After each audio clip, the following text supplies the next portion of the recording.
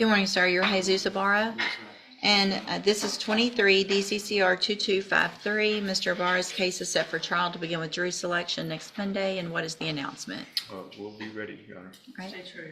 All right, I want to go make sure, let's see, what was the previous, has there been any other negotiations or offers? It was a cap of 8, Judge. I did let Mr. Jeffries know in docket yesterday before he met with his client that I was open to having further discussions. It's my understanding that it is okay. All right. Correct. So I want to make sure you understand, Mr. Ibarra, it's likely your case will be the #1 case for next week, and there will not be any plea agreements accepted after today. Do you understand? Yes, Your Honor. All right, and so you want to still go forward? Boom.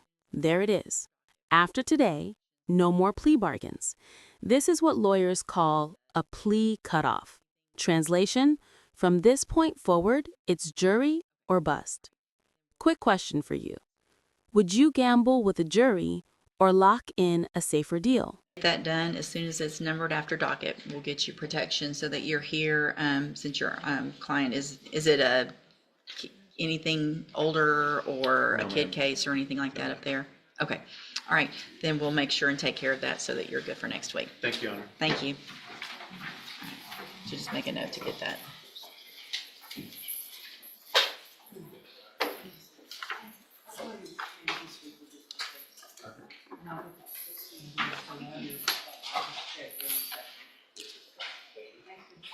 Ms. Holmes, you have Christina George? Shannon, we could hold on that one. Sure. I'm ready on Mr. Frazier. Okay. Jacoby Frazier? Yes, ma'am. Got it. I'm ready.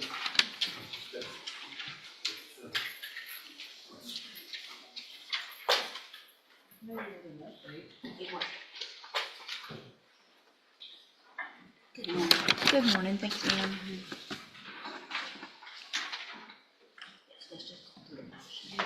Now, we shift gears. Jacoby Frazier steps in, and unlike Ibarra, he's taking the guilty plea. But pay attention, this isn't just a yes or no moment. The court is about to walk him line by line through the consequences. PR 0732, you're charged with the third-degree felony offense of obstruction or retaliation from May 18th of 2025, and how do you plead to that charge? Guilty? Are you pleading guilty freely and voluntarily?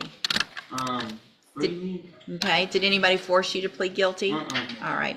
I have here on the computer some documents that have your signature on them that it looks like you went over with Ms. Holmes.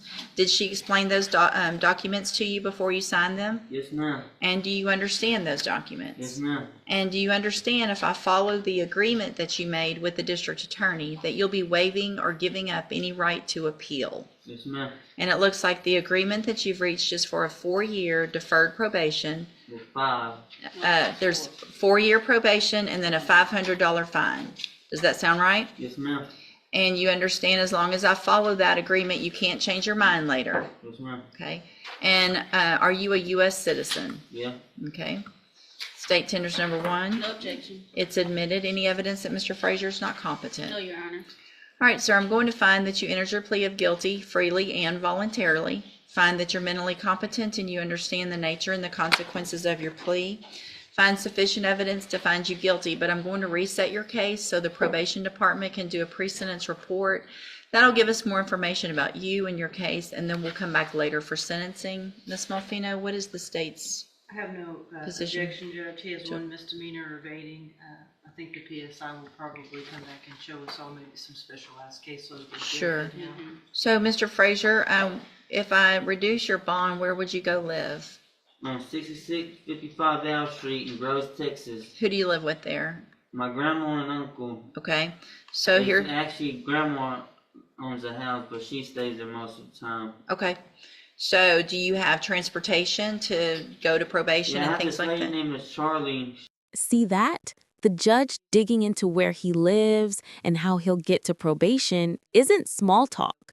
It's courtroom strategy. If a defendant can't realistically keep up with probation rules, failure is almost guaranteed. And failure means prison. This is a judge actually trying to set him up to succeed.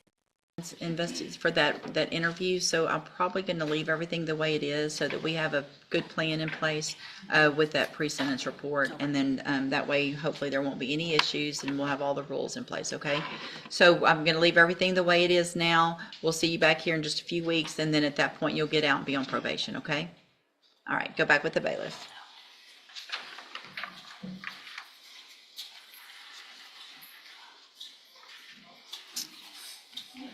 Mr. Lewis, you have Robert Eaglin. Robert Eaglin? Good morning. Are you Robert Eaglin? Yes, ma'am. And this is 24 DCCR 2382. Mr. Eaglin's charged with aggravated assault on a family with a weapon, and case set for trial to begin with jury selection next Monday. And what is the announcement? Judge, the state needs to announce not ready. I have spoken twice in the last week or so with the complainant. She had a stroke. She actually called me from the hospital Okay. to tell me that she had just had a stroke. She has to do some therapy to be able to be in a position where she could clearly testify. She is cooperative. She understands. Next case, totally different vibe. Robert Eagland, charged with aggravated assault. But here's the twist. The trial can't move forward because the complainant just had a stroke. Think about it. One witness's health can literally freeze an entire case. Fair protection or frustrating delay? User on social media, it was refiled, it came here, so it's actually just been through maybe a setting or two, and this is a first trial setting, so Okay. I would respectfully ask for a continuance to allow her to rehab and then be able to. Okay. I will grant that, and we'll reset it to the next available trial docket. If there's any issues or motions that need to be filed before then, just let me know. Okay. Okay? No problem. All right. You can go back with the bailiff.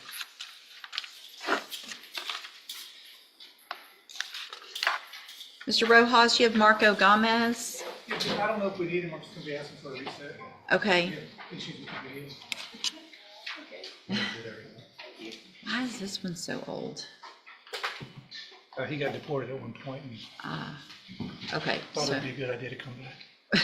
with this pending? Yeah. Yeah, well, job security. Any, Judge, Mr. Rojas was looking for a specific video, so Karen was working on that this morning to get that form to Okay. make sure. Because it's a little bit older, some of the videos are different formats, we weren't able to download them like we normally would. okay. So she was getting that form and should have it by the end of the day. All right, we'll just do a normal reset to give you time to get all those and go over them with your client. Thank you, Judge. Thank you. And then, you're good. Mr. Nichols, on Jetson Bell, which is actually Mr. Smith's case, that's set for trial next week. I'm obviously going to take into consideration the circumstances. Mr. West is in Tyler County and did announce ready. I know there's multiple cases. If we need to get one together, we can, Judge. I know Phil's Yeah. got everything ready. Okay, and there, I mean, I would appreciate that. I might number it, just because of the nature of the offenses. I would I'll think pick y'all one could to throw right it away. together. Okay, not throw it together, but No, Get one together I know based we on- haven't prepared and I mean, there's several cases, so we'll pick one that's. you've got an evading and an unlawful possession of firearm by felon and a possession, all from the same stop, so, all right. Handle it. Thank you, Mr. Nichols. Yes, Your Honor. Andy trapped it on. Thank you, Judge. Yeah, Andrew, I heard you. Okay.